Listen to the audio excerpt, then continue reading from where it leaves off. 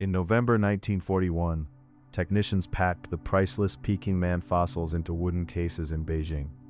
Then the collection vanished, leaving one question: did it ever leave the city? The famous version says U.S. Marines carried the cases by train toward the port of Qinhuangdao, but no reliable document confirms that the embassy, the Marines, the train, or the port ever received them. That gap changes the entire mystery. Before searching shipwrecks, Japanese vaults, or buried Marine boxes, we must return to the last secure location and rebuild what actually happened inside Beijing. Peking Man was not one complete skeleton. The missing collection contained skullcaps, jaws, teeth, cranial fragments, and limb bones representing at least 40 individuals, with some estimates approaching 50. These remains belong to Homo erectus, an ancient human species found across Africa and Asia. They came from Zhoukoudian, a cave system about 50 kilometers southwest of central Beijing. The site held far more than bones. Archaeologists uncovered more than 100,000 stone tools, remains from hundreds of animal species, and ash, hearts, and burnt bones interpreted as evidence of early fire use. Modern dating placed the lower deposits at roughly 770,000 years old, about 300,000 years older than many earlier estimates. Zhoukoudian became one of the key sites for understanding human evolution in Asia. The story began with so-called dragon bones collected around the hills. Swedish geologist Johan Gunnar Andersson investigated the area, and Otto Zadansky excavated human-like teeth there in 1921 and 1923. Their importance became public in 1926. The teeth drew Davidson Black, a Canadian anatomist, into a systematic excavation program supported by the Geological Survey of China and Peking Union Medical College. On December 2, 1929, Chinese archaeologist Pei Wenzhong made the breakthrough. Working in freezing conditions, he uncovered a nearly complete skullcap that turned Peking Man into an international sensation. More discoveries followed. In 1936, Jia Lanpo found 3 additional skulls, helping make Zhoukoudian one of the richest Homo erectus sites then known. German anatomist Franz Weidenreich studied the collection after Black died in 1934. He created measurements, drawings, reconstructions, photographs, and plaster casts with a level of detail that would later become crucial. War was already closing in. Japan invaded North China in 1937. Excavation stopped, and the fossils remained at the American-backed medical college, while military control tightened around Beijing. Officials feared the originals would be seized. Moving them deeper into China was discussed, but a different plan emerged: send the most important fossils toward American protection and eventually to the United States. Technicians Hu Chengji and Ji Yanqing are the most plausible packers. Hu later said each specimen was wrapped in tissue, cotton, gauze, and cardboard, placed in smaller boxes, and then loaded into 2 large wooden cases. Even the packing story fractures under inspection. Later witnesses named different packers and described 1 case, 2 cases, 3 boxes, red wooden containers, glass jars, or military footlockers. The only secure conclusion is that the fossils were packed. No person directly involved reliably confirmed that the originals were inside any container later linked to the Marines. The traditional route sounds clean: medical college, American compound, train, Camp Holcomb at Qinhuangdao, then a ship to the United States. Evidence for the first crucial handoff, however, is missing. An August 1943 State Department document records 2 damaging statements. The military attaché knew of no Marine receipt, while the civilian head of mission said the fossils had not been turned over to the American embassy.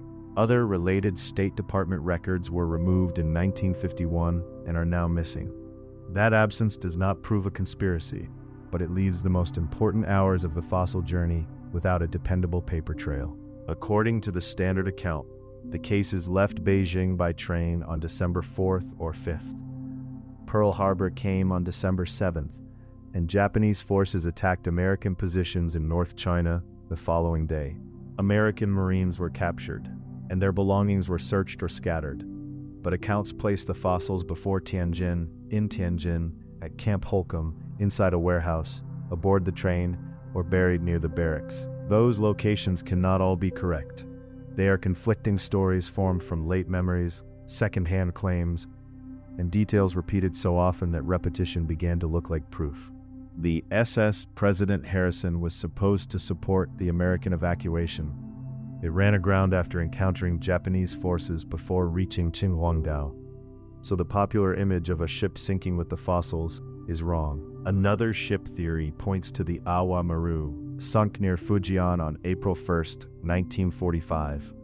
Treasure hunters later claimed it carried gold, jewels, Chinese artifacts, and the missing fossils, but no evidence connects the collection to its cargo. Chinese salvage operations from 1977 to 1980 did not recover the alleged treasure. For the fossils to be aboard, they first had to reach Japanese custody, travel to Southeast Asia, and be loaded in Singapore, none of which is documented. The strongest field lead came from former Marine Richard Bowen. He recalled finding a box of bones during fighting at Qinhuangdao in 1947, using it as a machine gun support, and then reburying it under pressure. Decades later, Bowen wondered whether those bones were Peking Man. Paleoanthropologist Lee Berger and Chinese researchers investigated the forward Camp Holcomb area in 2010, but roads, warehouses, and parking lots covered the likely locations. Bowen's story is geographically possible, but he never identified the bones when he saw them. The theory also requires the fossils to have reached the Marines, a transfer the surviving evidence cannot confirm. A 1972 photograph seemed to solve that problem. It showed a Marine footlocker holding bones and a skull shaped like Peking Man, apparently proving that American military personnel had possessed the collection. Forensic researchers re-examined the image in 2021 and reached a different conclusion. The skull was probably a teaching cast, the other bones were modern anatomical specimens, and the unnatural arrangement appeared staged. Many of the modern bones came from the same side of the body, and some had been deliberately altered. The photograph cannot prove who built the display or why, but it should not support the Marine custody story. Japanese seizure remains possible because Japanese forces occupied the relevant buildings and actively searched for the fossils. Yet post-war searches of Japanese institutions found no convincing trace of the core human collection.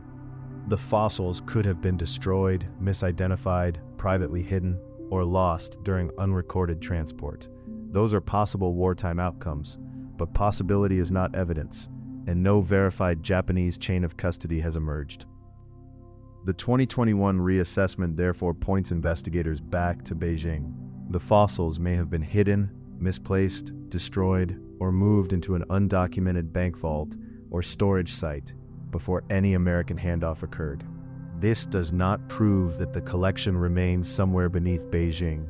It means the evidence does not justify assuming it left, making the last secure location more important than the most dramatic legend. Not everything from Zhoukoudian disappeared. Material sent earlier to Sweden survived, and Uppsala University rediscovered a forgotten Peking Man canine tooth inside an old crate in 2011.